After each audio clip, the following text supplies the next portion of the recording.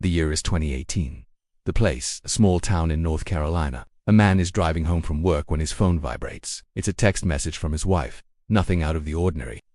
Until he sees the contents of the message. It says, "I haven't been honest with you." Confused, he looks at his phone again. The message has changed. Now it says, "I haven't been honest with you. Meet me at the usual place tonight.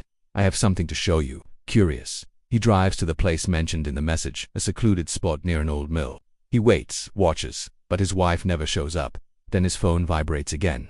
Another message. "I haven't been honest with you. I'm not who you think I am."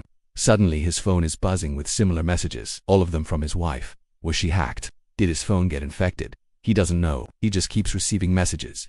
As the night wears on, the messages change again. This time they say, "Call me now."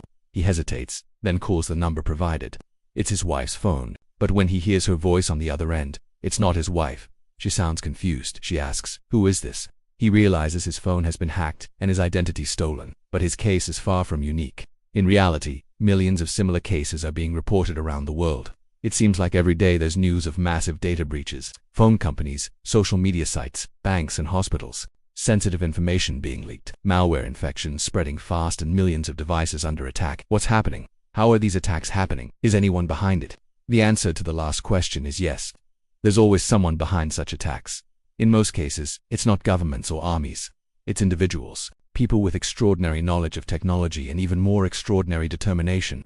This story is about one such individual. His name is not known, but his skill is undeniable. With nothing more than code, he infiltrated some of the biggest systems in the world. He broke through firewalls and exploited vulnerabilities. He left no trace behind. Well, almost none. Today, experts believe they know his identity. Some call him the Cyber Avengers, others, the Phantom, but most refer to him simply as the Hacker. And his story goes back to 2012. That year, he started infecting Android phones. His first targets were South Korean devices. His method, a zero-day exploit. Basically, he found a flaw in Android's security system, exploited it to infiltrate phones and installed software. That's all it took.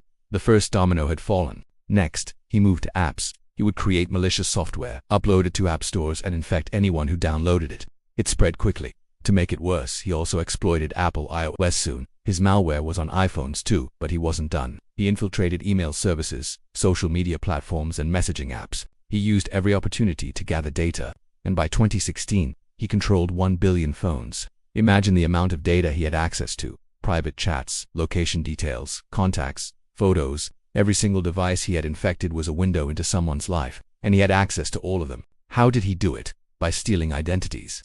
He would hack into Wi-Fi networks, use public hotspots to gain access to devices. Once inside, he would install software, spy on users and steal credentials.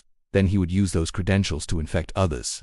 He basically created a self-sustaining system. One infected phone would lead to another, which led to another until millions of devices were affected. And here's the thing, most people wouldn't even realize they had been hacked. His malware was designed to stay hidden, to make sure the owners of infected devices never knew what hit them. Governments realized what was happening in 2017. That's when they sounded the alarm. But the hacker was already gone. He had vanished without a trace. All that remained was the damage he had done. Hundreds of millions of infected phones. Experts tried tracing him. They followed signals, identified servers and dismantled networks, but they couldn't catch up with him. He was always one step ahead.